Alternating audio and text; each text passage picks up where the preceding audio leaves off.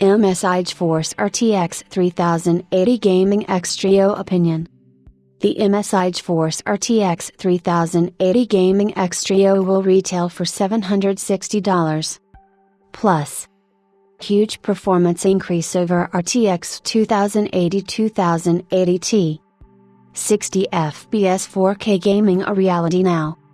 Overclocked out of the box. Very good noise levels. Fantastic memory overclocking potential. Idle fan stop. Matches Founders Edition power consumption almost exactly. Adjustable RGB lighting. Power limit increased. Second generation hardware accelerated ray tracing. Support for HDMI 2.1, AV1 decode. DLSS improved. PCI Express 4.0. New GeForce features, Reflex, Broadcast, G-Sync 360, and RTX I/O. 8nm production process. Minus. Makes little sense for gamers without a 4K or 1440p high refresh rate monitor. Runs into power limit all the time. Memory not overclocked. Overclocking more complicated due to power limit. Manual power limit adjustment range smaller than Founders Edition. Graphene backplate doesn't check out. Yesterday was an exciting day for gamers. Nvidia lifted the embargo on GeForce RTX 3080 Founders Edition reviews. General sentiment so far is that this has been an excellent launch, albeit some discussions in our forums are still ongoing. Today is the NDA lift for custom design cards from Nvidia's board partners, and we have the following reviews for you. Asus RTX 3080 UF Gaming OC, MSI RTX 3080 Gaming X Trio, Palette RTX 3080 Gaming Pro OC, and Zotac RTX 3080 Trinity. If you haven't, check out yesterday's RTX 3080 Founders Edition review for some background on what we'll be talking about. The MSI GeForce RTX 3080 Gaming X Trio is the company's flagship RTX 3080. It comes with a large triple-slot, triple-fan cooler. Unlike the Nvidia Founders Edition, it is a classic graphics card design and doesn't use any fancy airflow techniques. MSI has overclocked their card to a rated boost of 1815 MHz out of the box, which is a 105 MHz increase over the Founders Edition's 1710 MHz, or 6.1%, the largest of all the cards we're testing today. As you know, Nvidia's boost rating is just a theoretical value that gives a rough indication of what to expect in real life. We measured actual GPU clocks using our whole benchmarking suite and got 2018 MHz, which is 4.5% higher than the 1931 MHz on the Founders Edition. Looking at the actual performance gains at 4K resolution in all our games, the MSI RTX 3080 Gaming X Trio is 4% faster than the Founders Edition, not a whole lot, and that's the highest gain out of all reviews today. It seems the GeForce RTX 3080 is limited by how far board partners can increase the board power limit.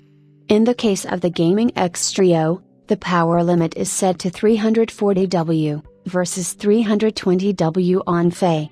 The GeForce RTX 3080 Gaming X Trio achieves very impressive FPS numbers in games. Nearly all games in our test suite run at well over 60 FPS. The only exception is Control, which is kinda close at 53.2 FPS. Compared to the GeForce RTX 2080 Ti, that's a 38% performance uplift.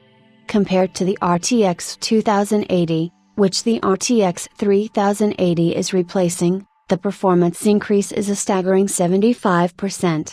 AMD's fastest, the Radeon RX 5700 XT, will give you less than half the FPS. If you are looking for fluid 4K gaming, then the RTX 3080 is the card you want. At lower resolutions many games are CPU bottlenecked though, so the card won't be able to play at its full potential. The RTX 3080 is also a good option for 1440p high refresh rate gaming, but I definitely wouldn't spend that much money just for full HD 1080p gaming. MSI has a long history of pairing excellent cooling solutions with their graphics cards, and the RTX 3080 Gaming X Trio is no exception. The triple slot, triple fan heatsink works very well and achieves good temperatures of 76 degrees Celsius, which is slightly better than the Founders Edition. The noise levels make the real difference, though. With 32 dB, the Gaming X Trio is noticeably quieter than the Fe. It's actually the quietest RTX 3080 we've reviewed today, and the fastest at the same time. Other cards come with smaller factory overclocks, but are not as quiet. Nvidia has introduced fan stop on their Founders Edition with Ampere, which means all board partners are expected to adopt this crucial feature, too. When not gaming, the fans on the Gaming X Trio will shut off completely for the perfect noise-free experience. MSI is marketing their backplate as being made of graphene, which has amazing thermal properties, making it a great, but expensive choice for a backplate material. I tested this claim, and it turns out the backplate is actually plastic with coated graphite. While it transfers heat just fine, it's not nearly as efficient as graphene for that task. Making a graphene backplate on a consumer product would be too expensive anyway. In my opinion, this isn't a big deal as the backplate mostly serves to protect components and improve product looks. Cooling is the job of the main heatsink, not the backplate. Generally, a backplate brings down temperatures by maybe a degree or two, nothing worth worrying about. Power consumption of the Gaming X might look scary at first. Triple 8-pin power inputs, up to 425 W in firmark, and 315 W in typical gaming. Actually, if we take the performance gain over Fe into account, there's no loss in power efficiency, 4% faster, 4% more power. Good. Custom designs usually compromise on some efficiency to achieve higher performance. While 3 8-pins are a little bit more complicated to use than dual 8-pins, it's a reasonable choice, as it gave MSI enough power headroom to achieve meaningful performance gains. That's why I find it surprising that MSI has set the manual power limit adjustment range for overclocking to just 350 W, which is lower than the 370 W on the Founders Edition. Also, considering 3x 8-pin plus slot power equals 525 W power capability, a 350 W limit seems like a waste of that third power connector. Overclocking still worked fine. We achieved a 2.8% real-life performance gain. GPU overclocking was definitely held back a bit by the board power limit, just like on all other Ampere cards. I had hoped that triple 8-pin power configuration would be the magic bullet for overclockers, turns out it is not. Just like on Turing, the power limiter complicates overclocking. Since you can no longer dial in an exact frequency, you'll spend a bit more time working on getting your aux stable.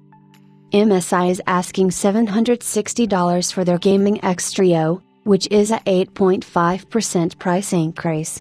The performance increase of 4% alone doesn't justify that. The larger cooler with its low noise levels has me convinced, though. I'd be willing to take that extra cost because noise matters to me. Adjustable RGB lighting might be the feature that will make others pick the MSI card because the Founders Edition just has fixed white lighting. On the other hand, the clean, understated looks of the Founders Edition will appeal to many, and it also comes at highly competitive pricing.